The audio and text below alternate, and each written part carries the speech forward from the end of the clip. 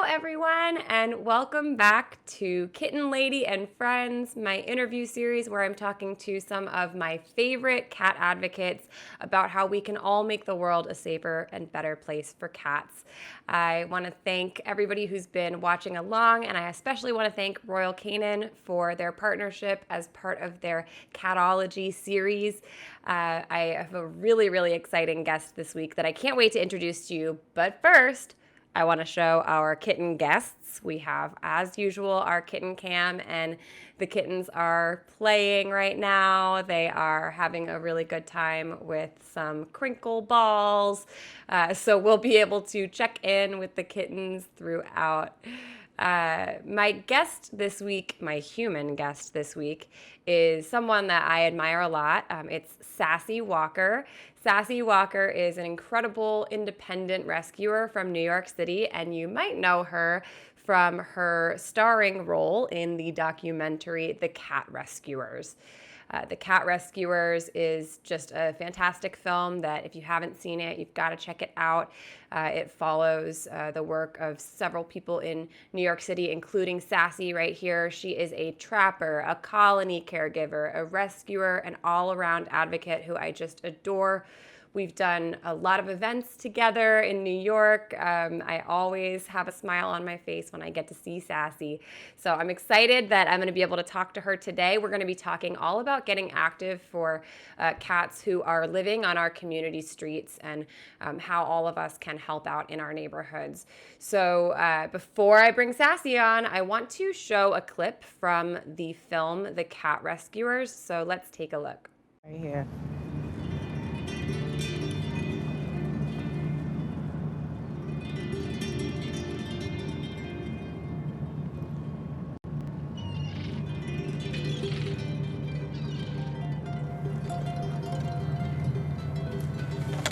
All right, now the boys are trying to leave.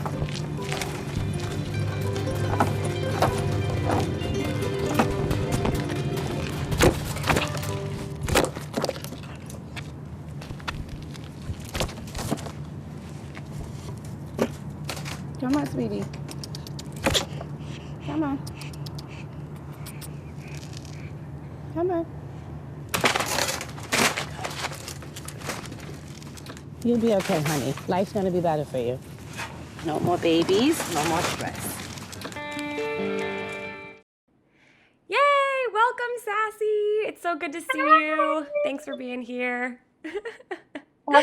Oh, thank you so much for being here. I love watching videos of you in action. You're just such a pro. I'm wondering if you can kind of explain, uh, the cats that you're helping. You are not necessarily going and like getting these cats from a shelter. You're actually like out there on the street helping cats in all sorts of different settings. And I'm wondering, can you explain like who are the cats that you're helping and what is the area like where you're helping them? Okay, so the cats are unfortunately dumped, coming from someone's home, most of them. And very few of them were like born outside, but I'm so sorry. But it's like it's all different kind of situations for each cat. I can drive down the street and see some that I know came from a house, but they don't know where they're going, what to do. And then I can see some that you can tell walk around during the daytime and they're very used to humans and so it's one of those situations. And so my area is infested with cats. They're everywhere. You cannot drive 2 minutes or walk 5 minutes without seeing a cat. So it's just that many. And what area are you working in mostly? So I'm mostly in Brownsville, East New York, and Canarsie because where I live at is like 1 block this way is East New York, and 2 blocks from there is Brownsville. So I'm like all in the center, kind of. Yeah. Yeah, so you're working with like cats who live on community streets. Some of them are, community cats. Some of them are maybe cats who lived in a home and now are not in a home. You're also doing like some colony caregiving, is that right? Yes, a lot. More now with the COVID, of course. Yeah. So like Mm. where I live at directly at TNR here 2011, I think it was, and sorry, and I feed here. And then, of course, a little further down, I'm feeding all the adult daycares for senior citizens. They've been closed. I've taken on feeding a lot of those areas. So yeah, I have a few colonies. Wow, that's such a commitment. I mean, honestly, it's incredible.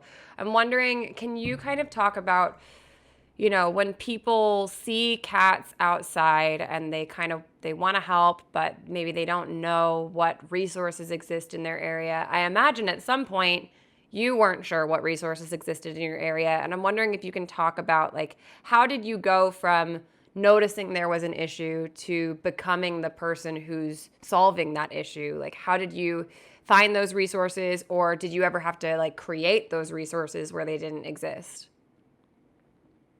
Okay, so I'm a social butterfly and I'm always talking. So as I kept seeing this one cat kept me pregnant, everyone I ran across, I'm like, this cat keeps having babies. And then eventually I said something to a guy, Carl, who works at a barn with horses and stuff. You know, my daughter rides the horses over there. And he was like, oh, I noticed, young lady Raquel, she fixed all the cats here. And then he gave her my number. Then she told me, oh, take the class for neighborhood cats. Then once I took the class, I immediately just tracked and then just fixed everybody because I already seen it was going to get out of hands. It took me a week or two to realize this is going to be a problem. So when I see people, which I normally do, even on a train, sometime when I'm going to work, I see cat hair on people, so I immediately know they're cat friendly, and then they'll end up telling me, "Oh, there's so many cats in my neighborhood, I don't know what to do," and so then that's when I start telling them, I always recommend to take the class. Like that's like the first thing to do because you understand now. It's a better understanding, and then then you'll have help. You'll be in the end, and I tell people to look at them because a lot of people immediately assume cats are fine. They're walking around and they're not fine. But if you really look at them, you'll see all the scratches and the mouth foam. They're fumbling. They got all of the just messed up on their face, their ear mites, the wounds, and then you're like, wow, the skinniness, and so many. They're never really happy unless they are fixed. I have to honestly say. Yeah, well, I think what's awesome is in New York, you do have those resources where you're able to, take a class and get certified to help these cats. And what an awesome resource because not every community does have that. But what I love about you is that you didn't just like help the one cat, you like now you just help every cat that you see. I don't even know. How do you even find? I mean, I guess you just go outside and you just find them, but do a lot of people come to you now for Yeah. help? So I want to just say to go along with the resources. So yes, New York is great with offering the classes, but it kind of ends there. A lot of people do not trap. Like say you get a class, 50 people would take the class in a week. You're lucky if you get 3 people to actually physically start trapping. There's reasons like holding Mm, spaces and, appointments and, a car, all these little things hold them back. So a lot of times I target elderly, the senior citizens, a lot of senior citizens that feed, they're like, the bulk of the feeders, they can't trap even, and they mind you, they're certified because I take them all to take the class so they could be certified because if something ever happens to me, I want them to have numbers that they can call. But so yeah, I don't really, I go out, I see a cat, I have to see if I see a cat and if he look like he's struggling or then I'll stop. I have to trap, but I mostly try to help the elderlies to get that out of the way or the people who just don't have the resources. I'll have them do one thing, you trap, and then I'll come get the cat, take it to get fixed, recover it, and return it. So, I do make yeah. everyone work though. Do something. What I love about you and respect about you so much is that you really like found your calling and you found what you're very good at, which is like going out there and being the one to like physically get the cat from the community. And I think something that I think everybody can learn from is really like finding your piece of the puzzle and doing what you excel at. So I know that when it comes to cats, there's a lot of different ways cats need help. And one person cannot do it all, but when you focus, you can do so much. So I have a clip that I want to show because I think it really illustrates this. This is you trapping a cat named Bubba. So let's watch this together. Hi. Hi. Yeah, I know she wants you because you the big bully. Yes, you are. You see how you looking at me? You are the bully. Mwah.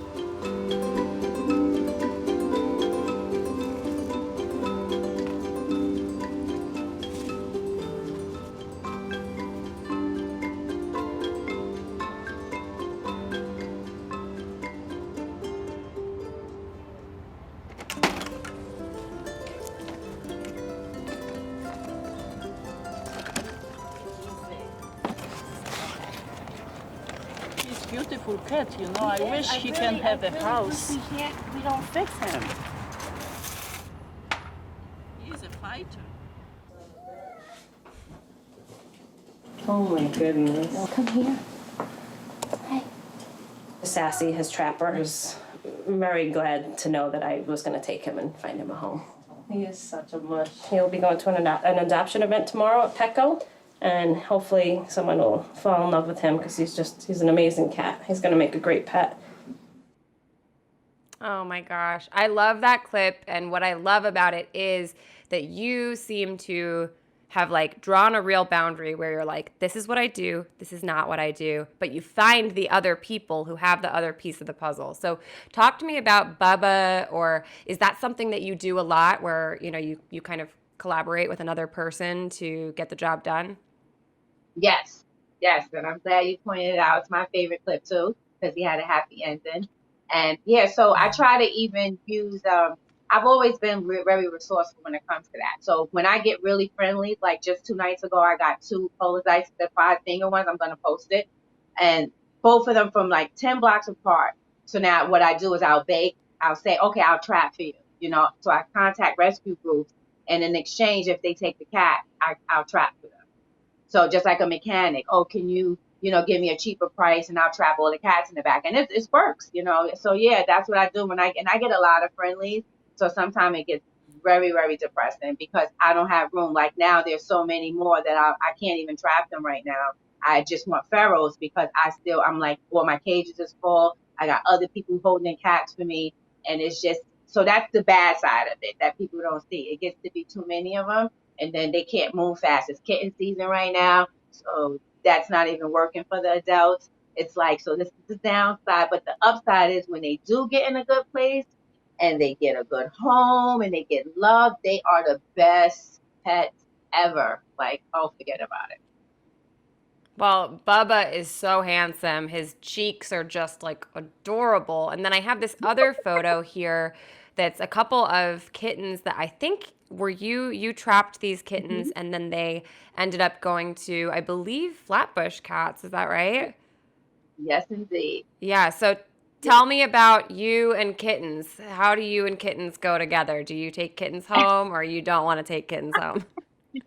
I If it know was the up to answer to me, I'd this. call you. I'd be like, Kitten Lady, come get all these kids.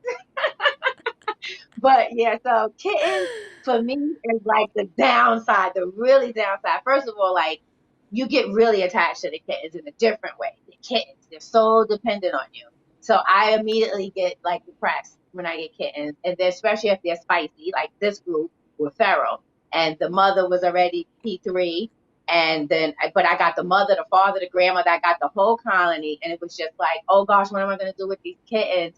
And then I was like, oh, Flatbush Cats, can you please help? So they took the bulk of them, and I just had to work on one, which was great. And my daughter ended up really doing it because I've had so many kittens die on me. And, I just had a mother give birth, and all of them died. And it always takes me into this really, don't want to do cats no more. Kittens destroy me because I don't know. It's different. When the Oh. adults die, it's like they lived a little bit, so they got to experience. But when kittens die, it's like you feel like the failure. Like I didn't do enough. And so, I hate when people be like, oh, get these kids. I'm like, no, no, no, no, no, no, no. Give me the adults. I just. But yeah, so Flatbush Cats took them, and look at them. They were not like that when They're I got them. They were beautiful. like, oh, They're they were like, you beautiful. couldn't even go next to the cage. They were like ready to just beat you down. They were from Brownsville too. from real hardcore Brownsville cats right there. Yep. And then they socialized them and they did a wonderful job. Thank goodness. I'm so thankful for when they take the kittens from me. Yeah. Well, I think that this like kind of goes to show that everything is not for everyone, right? Like I can do neonatal kittens all day long, but what stresses me out is if someone brings me like a 10-week-old kitten because I'm like, "Wait a minute. This kitten is outside of the age range I usually work with." And I like being able to call on other people who do the older cats or who do, even like moms and babies. Like I really focus on my piece, and I love that you really focus on your piece, but you don't say no. You just say, let me help you find the person who, is meant to be doing this part of it. I wonder what you would say to someone who maybe doesn't have a community of support around them like that. How do you, because you said, you're very social, and a lot of people, I think you and I have this in common because we're both like, bop, bop, bop, bop, bop, bop, super social. A lot of cat people say that they get into cats because they don't like other people. They don't want to work with other people. And I always tell people, if you want to help cats, you have to be able to collaborate and talk to other people. So, oh my gosh, sorry, there's a cute little kitten thing happening. He was looking right at the camera. That's so Oh, look at funny. that. Look Oh, at the that's camera. Cooper. Cooper. Look at the Yeah, I camera. mean, There you go. oh no, it's not. I'm totally wrong. It's Garland. Garland is Cooper's twin. That's Garland. Ah. Um, they're brothers. Yeah, so I can do kittens Oh, all day, but I mean, what would you say to someone who's like, what would you say to someone who's like, I just don't have other people around me? Like, how can people kind of become more social and find other collaborators? so remember now, when I started out, I didn't have resources. I didn't have none of this. I'm just getting on Instagram. So, in the beginning, for maybe 2 or 3 years, I have to honestly say I had to use ACC a lot. I mean, everyone knows me there. I was there regularly. So if you have a choice, you can leave them there and don't help them, and you'll never sleep peacefully because you'll always think about it and always wish you would have done something.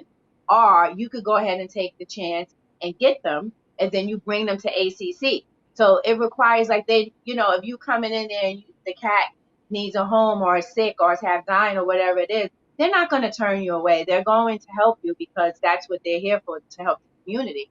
So I had to rely on them a lot. I even volunteered there at times, so it kept me, where that was all I had. And then as I started talking to more people and knowing and meeting new people, then it started becoming, I have other people to call first. Now, ACC still is the last resort for me. Like now, if I get a really totally friendly one, you know, if no one they don't have room, I would have no choice. I'm not going to put them back out.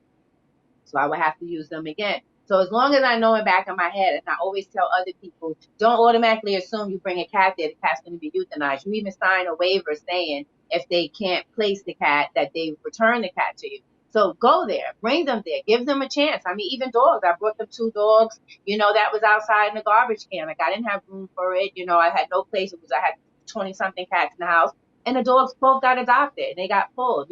So that's what I tell people all the time. You use what we have here in the neighborhood. Mm-hmm. Yeah, and you know what I think is interesting is like when you talk about your situation, some of it I relate a lot to, and then other pieces I'm like, wow, I think there are some things that are really specific to in New York City, because we have situations where we have. I mean, as you know, every situation is not the same. There are some situations where a cat is outdoors and they're friendly, but they have like a fantastic setup and a colony caregiver and everything that they need. And so in those situations, obviously, the cats don't necessarily like benefit from going and being in an animal shelter, but in the situations where a cat is really like not thriving and is super friendly, those are usually the situations where we see that cats are dumped. It just sounds like you have a lot more of that where you live than what I'm used to here. So I think it's great the way that you've found so many different ways to collaborate with people. I want to say, you know, there are so many different pieces to that puzzle, and one of the things that I love is like, you know, at even events like the ones that you and I do, you know, you don't have to do this piece and that piece and that piece. You find your piece, whether that's like you're volunteering for a clinic, or you're a vet tech, or you're a trapper, or you're a foster parent. Like there's so many different ways to help, and we want to all collaborate together and be like nice to each other. The other thing that happens in cat welfare, of course, is, you know, you're not just collaborating and talking to other people within our community, but you're also talking to people, just like people on the street, right? Because you're out there doing this work, and people just come up to you, I'm sure, and are like, what on earth are you doing, right? So that's another question I have for you. Like, how do you communicate your message to just like a person who walks up to you and is like, what are you doing with those cats? Like, what's that thing that you're using? How do you communicate to strangers who have no idea what's going on? How do you talk to them? Well, I love when people come up to me and ask me, because it's like, even the other night I was right here trapping on Hinsdale, and it was 2 o'clock in the morning, and I was trying to get this pregnant kitten again, right? And this guy, he's sitting there, he's getting his drink on, and he's chilling, and then he sees what I'm doing, and I'm like waiting for him to ask, and he didn't even ask. So I said, you live on this block? He said, yeah. And I said, well, you should always, if you see a stranger on the block doing something, you should always question them, because you don't know who I am. I could be like, you know, a bad person coming to take the animals to kill them, or, and he said, oh, I didn't even think about that. And then I said, okay. He said, what are you doing? So then it was an easy way for me to explain to him, you know, well, this, see the cat. And then as soon as I said it, the cat went under the drop trap. I pulled the string, got it, transferred it over. He saw the whole thing. So then it turned into a long conversation.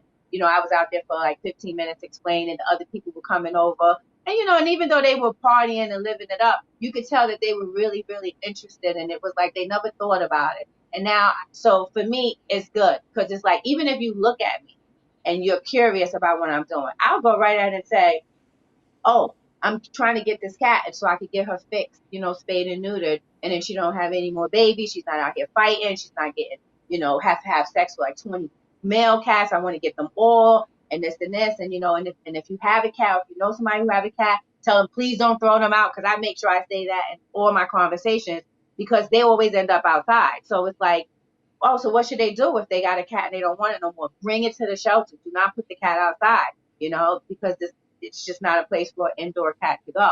So yeah, so that's, I just go right in for it. You know, I'm just always, I let them know what I'm doing, move quickly and get it done, because they're going to tell somebody, and they're going to tell somebody, and then everybody will know, at least hopefully on that block. I have a clip that I want to watch with you that's just I thought it was really funny. It's you in a neighborhood. You're trying to catch some cats, and you talk to a gentleman who's there watching, and I think it's a really funny clip. So let's watch this video together. I do this block every year. Every year it's about 15 new cats. Same story. Throw out one cat, turns into 15.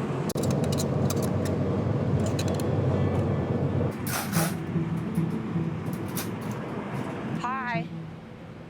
I'm coming to let you know what I'm doing. I'm trapping. Most of the cats you see now, their ears tipped. That means they fixed. I saw you right there. I was gonna come over anyway, so you won't think I'm like hanging out and trying to break it into a car. This neighborhood is called Brookline. It's Canarsie. It's by Brookline Housing. These are shelters. This is a elderly shelter for senior citizen, and the one on the end is a homeless shelter. So most shelters have a lot of cats because they feed a lot. So you feed, they breed. The guy already texted me. This is Divine, the guy you just met. You're beautiful. Like, oh, really? You trying to pick a girl up at 6 o'clock in the morning? God. Oh, the kitten didn't even come back to eat the food. Somebody threw out on the block over. Freaking people. Oh, big boy moved. I could see the ear tip, I'm positively sure.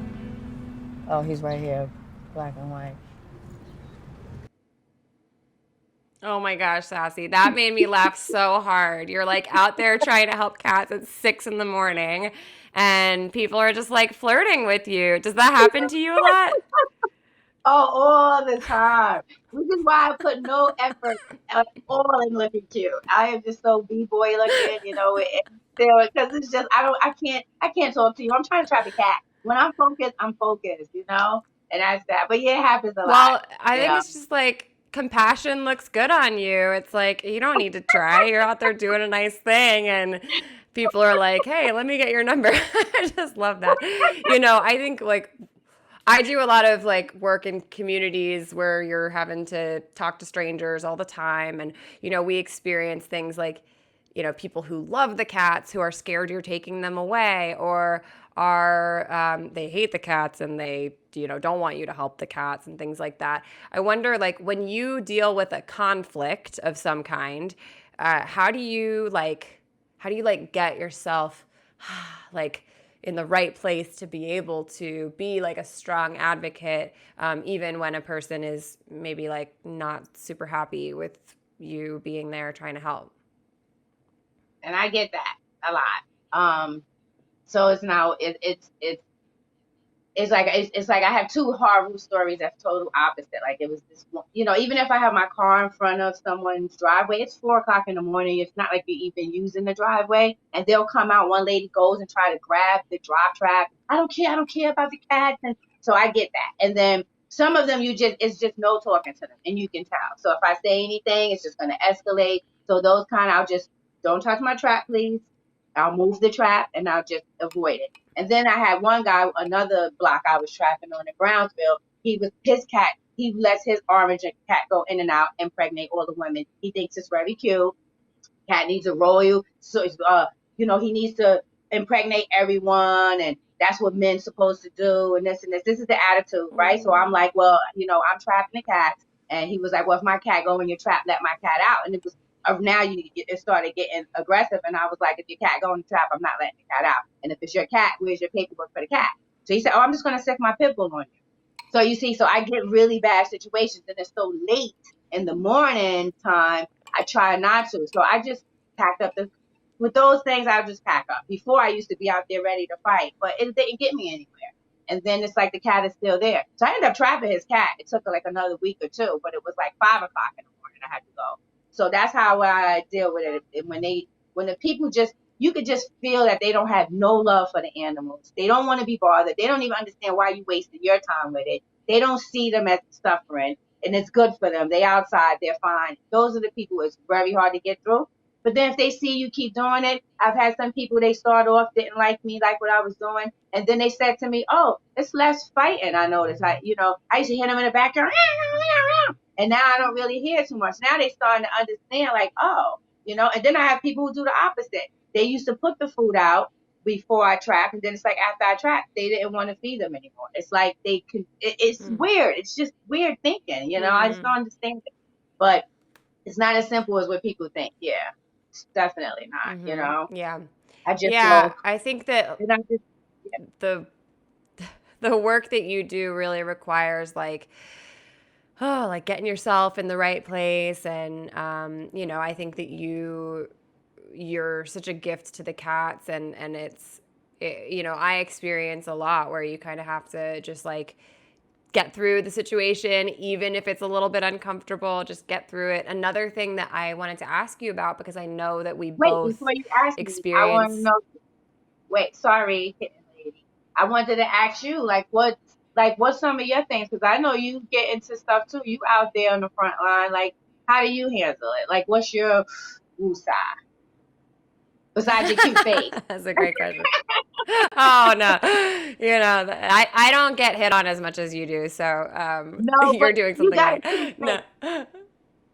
Oh, well, thank you. You have a cute face too. I think that like most of the time when I'm approaching somebody about, trying to sterilize cats, they're like, what? I think people are just so surprised to see somebody doing something that's actually like selfless and compassionate that they feel like there must be something else going on here. And so it's a lot of like building trust with people. And if that takes like going back 2 or 3 times, I do a lot of like bringing cat food to people and just being like, hey, I saw that you're feeding cats. Like, I'm going to give you this cat food. I love that you're being nice to the cats. I just want to like be helpful and resourceful in this way.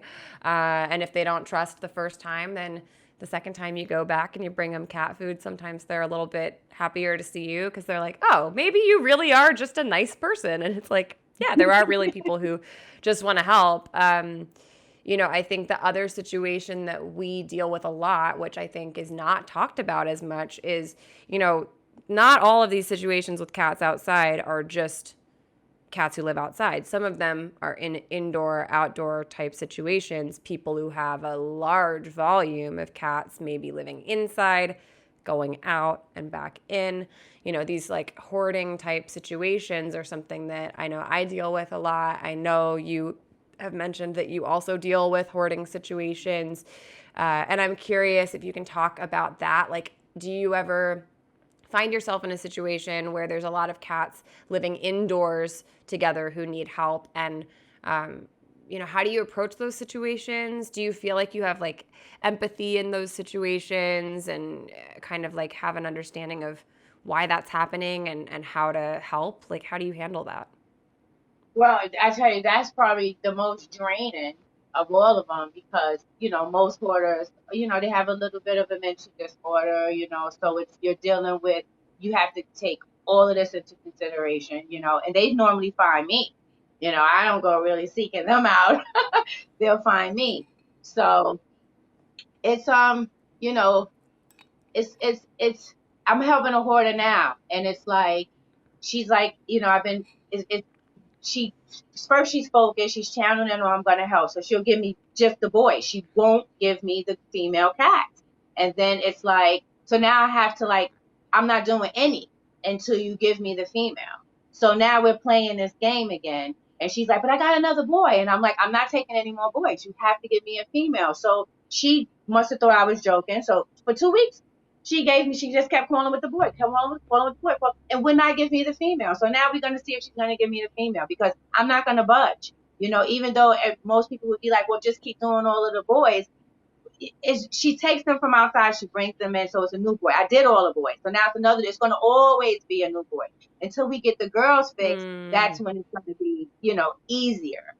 So the whole hoarding situation, it's a lot. I've had one hoarder that I helped, God bless her soul, she passed away. She was the one who got hit by a car in Pennsylvania and flew up in the air.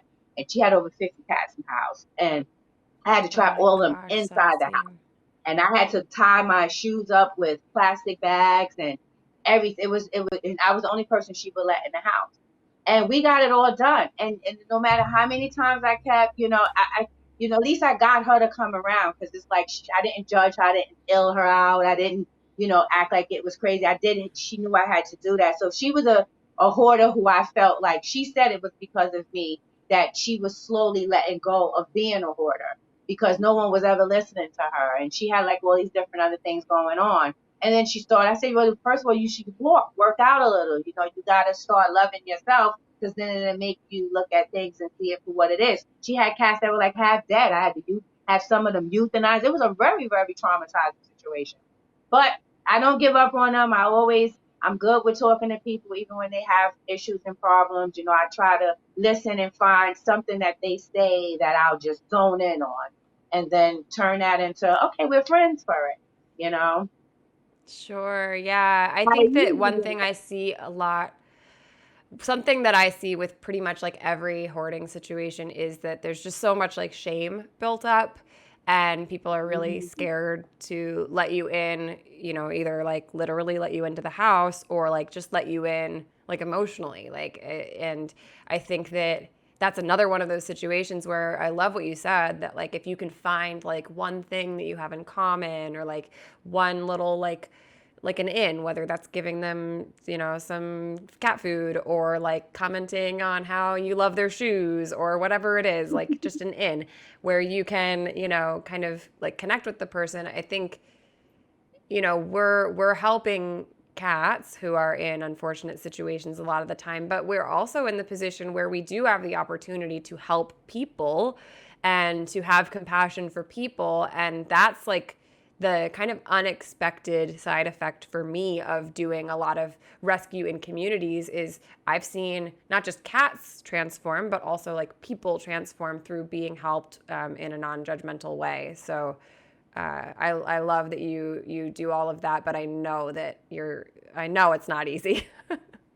Yeah, no, I love this. You did a YouTube, um, you did a episode on YouTube, and it was like right on time, and you spoke on how it really drains you and what you got to do and how to. I was like, did she read my mind? Was she like? It was like the timing that you said it was right when I was dealing with two hoarders at the same time, and then I was by myself. I felt like I was standing in the world by myself, and I just didn't know what to do. And somebody said this to me. I think it was Mm. Lois her task was like, I think you need to see this. This is something I know will help. And I really loved you more after that. You just put it out there. You were like, you just gotta, you can't let yourself, because basically you can't let yourself go. You gotta know when to stop and take a break. You gotta and I just wanted to always tell you thank you for that. It was Oh, on. Thank you. I'm glad that that meant something to you because I mean, I think unfortunately a lot of people relate to that. And I kind of wanted to ask you, like, how do you like set boundaries with people? How do you, when you feel that you've done more than you can handle or when you need a break, like, is that something that you have found some like coping skills around? Like, how do you manage those feelings of being overwhelmed?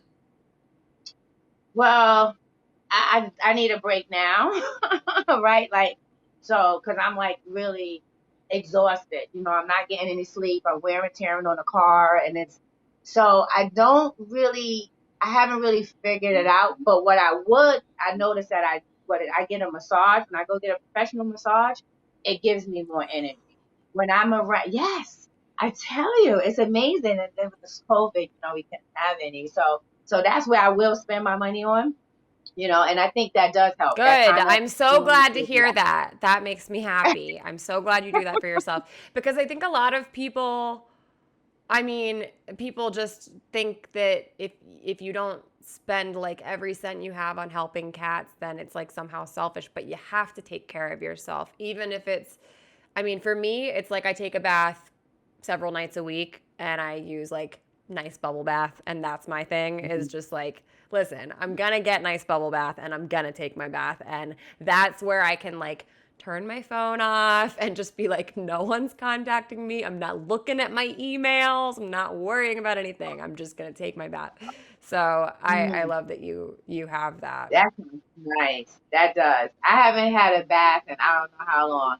And I have like the bath bars that people even give me. Please, Sassy, sit in the tub for a few minutes. But it's like, what I'm going to do is I'm going to do the do not disturb and I'm going to try it. I am going to try it. I am. Yeah. Yeah, there's something to be said for like turn your phone off at a certain time Yeah. because I'm sure a lot of people have your info. I want to ask you too, like, something that I experience, and I'm sure you experience is like people who have an issue in their neighborhood and they want your help, but they want you to do all of it. Like they want you Oh, come and trap this cat and you come and fix it. And you fix the situation, but like how do you have you found ways to like empower people that I mean you mentioned like taking people to take a class. Like how do you get buy-in from people so that they actually will do the work?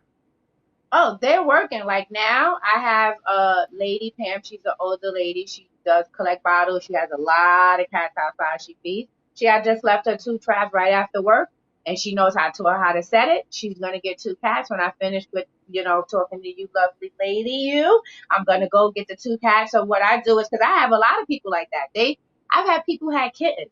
And it was like, come on, you can actually get someone else to help. Like I'm telling you, I'm over indebted. Like I wouldn't lie to you. And they're like, no, I'd rather just wait and this and this. So now I started saying, all right, you trap. I'll bring them a trap, feed them out of it then, at least for a week or two. So when I'm ready, it'll be easy. So I started saying, okay, if you want to only wait on me, then you're going to work. And if you work, we'll get it done quicker. Mhm. And it actually works. I mean, it works. Mhm. I'm talking about 79-year-olds. 81-year-old. They said a trap and trap a cat better than the young people. It's just they catch on quick Mm, and they want to get it done, and and they do it. So that's my new yeah. thing. Well, I have a video that I'll show, and we can talk while we're watching it, but of you like in a backyard helping somebody. And I watch this and I think, oh my gosh, like how many times I've been there where like you're the one in someone else's backyard, like doing the work, but like how ideally in that situation it's like you can teach the person so that in the future that person is able to do the work themselves. And I think that that's like a big reason why I want to even have you on here, because it's not like this is stuff that other people can't do, right? People can learn these No. skills, people can find these resources, and they can do it themselves. And I think all too often we kind of wait for someone to help them, and we don't realize like, well, wait, I'm someone, like maybe I can be the one to Yeah, help them, right? yeah, yeah. And everyone kills me with I work. I work. Oh, but I don't really have time. I don't really have time. You know, oh, I'm married. My husband, he this and this. Oh, so you got me there. Okay, I'm not married, but it's like you can do it. You can do it. It's the only time they'll get a different reaction. But yeah, it's like amazing how everyone has so many excuses. And even some people you can teach them and they still be like, I couldn't get the cat. And it's like, I know you didn't try. I could just feel it in my heart. You didn't try. Like, it's just they want you to just do everything. No one wants to do it. I mean, I have feeders who be like, "Oh, the cat's not gonna like me anymore if I do it." Really, really. I So make you mean, the bad guy. right. And I don't mind being the bad guy, but that's not so. So then, what else are you gonna do? So you don't want to do the trapping part, which so you have to find other things to do to help because there's so many other cats. So yeah, Hmm. it's true. Well, It's talk to crazy. me about like, you have a job. Like how do you, Yeah. as an independent rescuer, how do you balance, having a job, doing all of this rescue work, feeling accountable for like your own things and then other people who need your help? Like how do you balance all of that? And what advice do you have someone who is, Well, trying to I can't figure out how to really do say. all that? I don't think it's a balance. I think I'm going crazy. Now I'm joking, but it's really Uh-oh. not. That's why I said you helped me again. You already gave me something else to look forward to add on, which would be the bath, and I'm going to turn it off. So I don't really feel like I'm balancing correctly. I'm definitely not getting enough sleep. I'm not eating dinner properly. I mean, thank goodness I don't eat meat and all of that.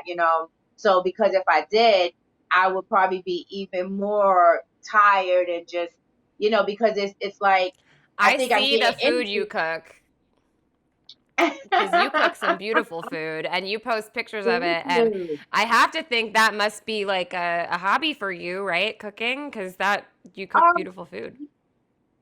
it's not even a hobby now. I have to eat it. They don't have healthy late night things for people who's out there 2, 3 in the morning. So I have to eat. I make enough to eat for 2 days, 3 days or whatever. So yeah, but there's Hmm. no balance. I mean, for people who have a job and they want to help the cats and they got a husband and they have their family and children. You do what you can do. I always tell people, even if it's one cat or if it's one thing, it's better than zero. You just can't do nothing because doing nothing is not helping any of us, especially the cats, right? So even if you helping someone else, even if you just talking, or even if you just donating food, or you watching the cat, they're coming and going, so you can let a person know, oh, you can trap it. Everything helps. It's like all comes together and makes like a little story. So if you don't I love really have that. a balance, you just don't overdo it like I'm doing it. That's my advice. Well, it's like everyone, you don't have to do everything. You just have to do something, like some Something. small piece. Yes. Yeah. So, There you go. Sassy, I want to talk to you like big picture now, because I didn't know this until the last time I talked to you, but you like used to be at ACC, which is your city shelter there. You used to be a volunteer there like a decade ago, right? And I'm sure things have changed big time over the last decade. I'm wondering, like, having had over a decade of experience in the cat world now, how have you seen things change? What changes have you seen, and does it give you hope for the future to see the direction things are going in? What was it like then, and what's it like now? So, I mean, it's kind of like a tricky question because there's a lot of good, but then there's also a lot of bad. I think the change is really going to be the humans. I don't think we can have 25 shelters. It's the humans. That's where we got to get that mentality because, you know, you're coming in with everyone's coming in with an animal to surrender. The shelters can't accommodate it. So then they're going, but the animals are going outside. It's like it's a curse to a blessing, to a curse to a blessing. So when I was there, yes, it was like a decade ago. It was very, very depressing, but it's still just going to always be depressing because everyone is quick to, oh, I got a kitten. Oh, I got a new boyfriend. Oh, my mother got allergies now. So every little thing drives them to bring the cat in. So now the difference is so many rescue groups that pull from them. So there is the youth the euthanization numbers is even so low. I think now it's at like 8%. So that's the difference. When I was there, they were probably, it was 75% that we were euthanized. And everyone was saying I was becoming mean because I would like fall in love with a cat and then I'll go to volunteer 2-3 days later and he would. So it was like making me mean. People were like, "You're getting depressed. You need to stop working at that ACC." So I was like, you know what? I need to start that. So it kind of everything came together. I needed to start focusing more on outside and talking to people, and so I would say the shelter's gotten better because I think even the people who work there versus before are more animal lovers. Seems to be more, of a connection. It's people that work there that got feeders and colonies right by the shelter. So it's a difference on that level, and it's the difference on if we're gonna euthanize the cat, you take the cat back. So that's a big deal. I think that's huge. And if people knew that, I think they would be quicker to try bringing the cat to the shelter versus throwing them outside. Because everyone thinks, oh, if I bring the cat to the shelter, they're gonna kill him, so they better off outside. Not true at all. Please, that's not the case. You are better off bringing the cat to the shelter. Even if euthanization was the outcome, it's better to be humanely euthanized than to see what I see, the starving. I had one cat, he was out there starving so long that he was eating bottle caps and everything. He had to be euthanized eventually anyway, but just the food didn't even get him in the trap. I had to throw a blanket over him to actually get him. And so it's like when you see these things, it's like which one you got to pick the worst of the two. So don't think that where they're going to get food from. You have to think like this. If I put the cat outside, where would the cat get food from? Where would the cats seek shelter? Right? So there's shelters in place for us to utilize. So we have to utilize it and take a chance. And that's just what they're there for. They're much, much better. They've gotten so much better, even with everything, and I thank the whole world for that, pulling together. But the flip side of it is, they don't want to take in all of these animals because they don't want to euthanize because then they're going to be called the bad guys. So it seems like it's kind of having a down effect because there's more animals outside now. I had a lot of people come up to me and say they went to bring the animal to the shelter and then, they gave them such a hard time. They wanted them to make an appointment. So they said that I let the cat go outside. Tons of people told me that. So that's like heartbreaking for me too, because it's like, I mean, Yeah, it's so there much is work. like, That's why yeah, there's a lot of shifts in animal welfare right now, and I think definitely a lot of it is like really, really positive. I do think it is great to try to decrease the number of animals that are coming into shelters, and through work that people like you are doing, even just by decreasing the populations, we can make it so that those cats who really do need to go into a shelter have resources, and that's because of people like you decreasing the numbers of cats being born. It's because of people like the partner rescue groups that you work with doing all of the fostering, keeping those cats out of the shelters. I mean, I think there's so many moving parts, and I really do think the goal is to have more people like you who are doing the community-based solutions, because everything cannot happen in like one little building. Like you said, I mean, you said it really great. Like we could have 25 shelters and it's not enough shelters, you know? So, Right. so let's be a part of the solution, you know, in our communities, in the neighborhoods that we know. You know, even I love a lot of the programs that are helping people keep their animals, you know, like having Yeah. food banks for cats and things like that. Hmm. I think there's just it is a shift in the way that people think about animal welfare, but I think it's so great. And I wonder if you have, you know, any thoughts for the future, especially like with this moment that we're in and thinking ahead to the future. Like, what is your kind of like hope? What's your dream for the future of cat welfare? Where do you hope to be someday where you can just say, okay, all right, now I can relax and take my bath and get my massage and not have to worry so much about what's going on? What's your kind of dream? Well, when that day come, I'm calling you up right away. Kitty, can you feel it? So, I mean, And I'll be like 105 years old. no, right, exactly. So that's my point. But um, that is, like I said, we gotta get to these people, all the humans here. Like I used to always say, I remember like maybe it was 6 years ago, I was like, I wish they had commercials on TV that promoted vegan food. They never like promote almond milk and this and this. And now look, I'm like, wow, look at Yeah, all these that's true. commercials. So now, so I would think if I had it my way, I would love to see commercials showing what happens when you throw an animal outside. You know, because people seem to connect more to the visual of that than seeing us outside doing it. It's like, oh, she'll get, you know, she'll do it. Put the cat out. That Sassy will get it, you know. Versus if they see what they really actually go through, that would be nice, you know, like how they do the puppy mills and stuff, like, you know. So I think they need to start really showing, putting some more light on the Public cat. awareness campaigns. Like public Yeah. awareness would be really nice. And then they definitely they need to make this a job.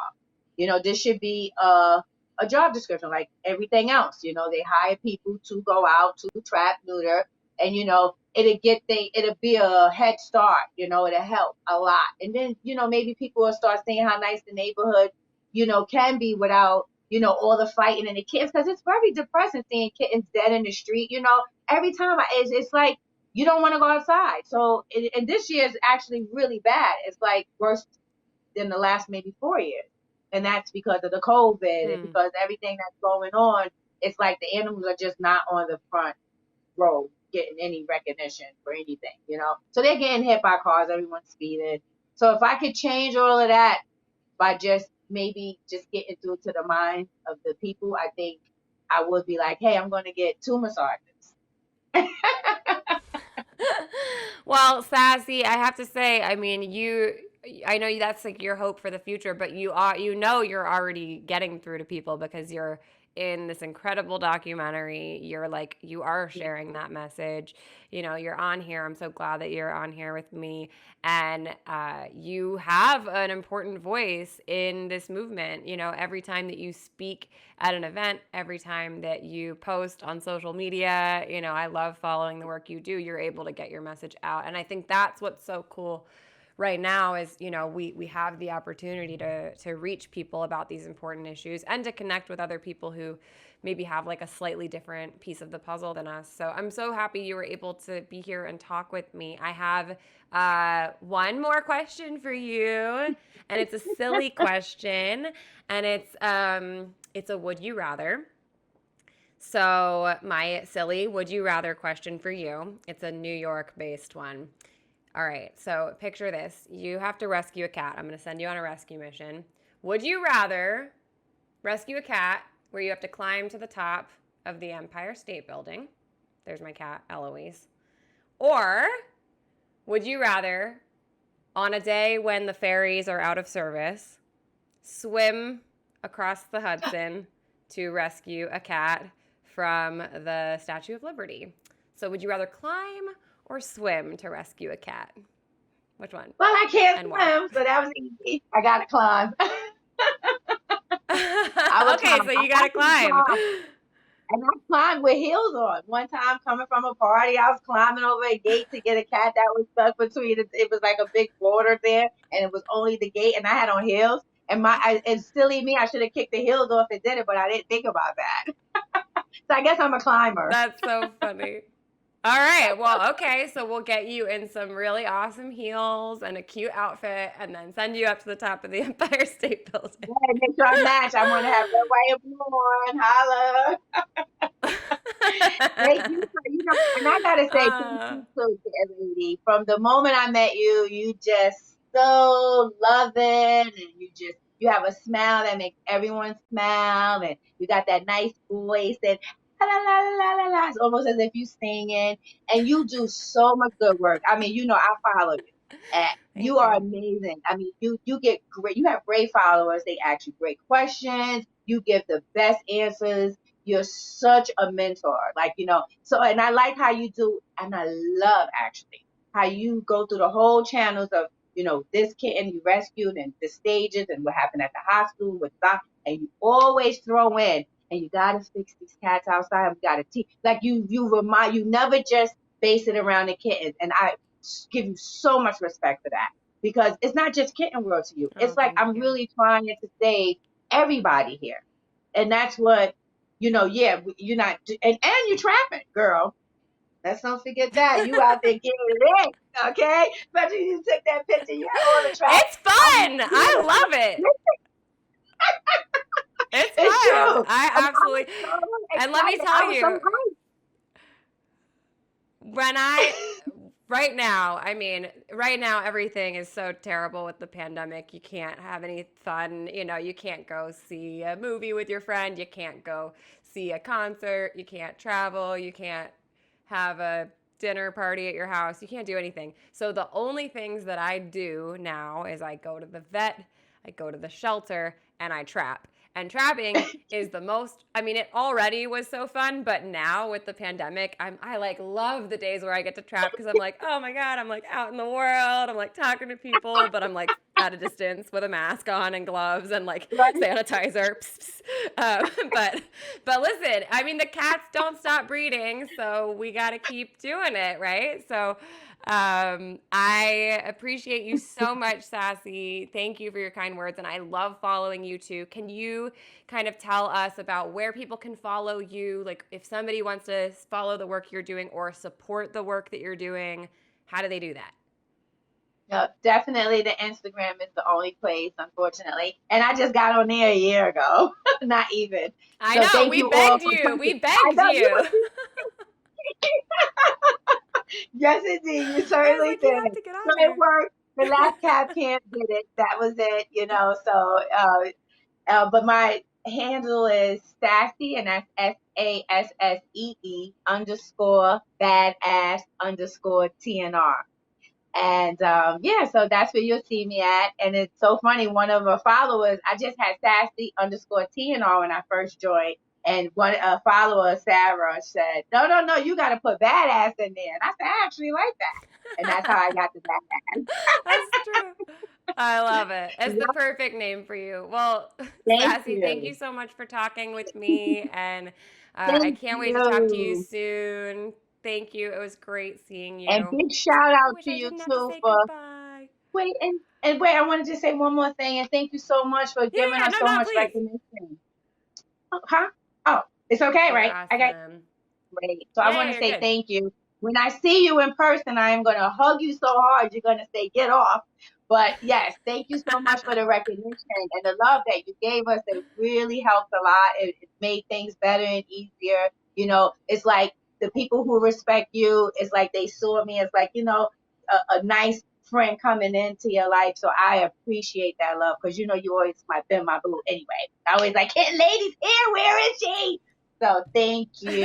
Thank you so much for having me too. I Sassy, really you're appreciate awesome. it. And I hope that I hope a lot of people can see you now. If you haven't been following Sassy, follow Sassy on social media, support the work that she's doing, and definitely watch The Cat Rescuers. The Cat Rescuers Woo-hoo! documentary, all of the clips you saw today.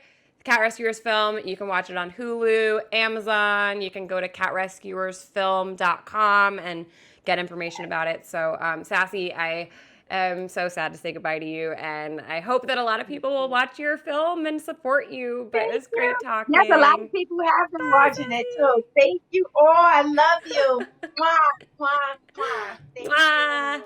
Bye, Sassy.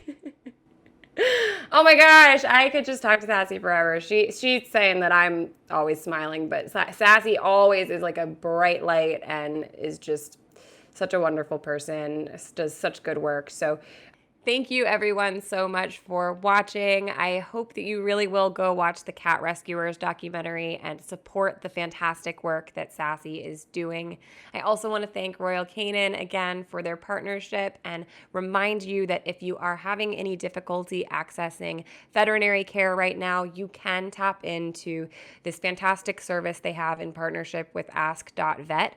You can get a free consult with a veterinarian online. Just hop on royalcanin.com/cathealth and you can use those services. Next week, I have a really exciting guest. The guest is going to be Brian Morrow. She is an animal nutritionist who knows a ton about cats and nutrition. So we're going to be talking all about cat nutrition, and I hope we're going to learn a whole lot about that. So please join me next week. And for now, stay curious, stay compassionate, and I'll see you again on another episode next week of Kitten Lady and Friends. Bye, everyone.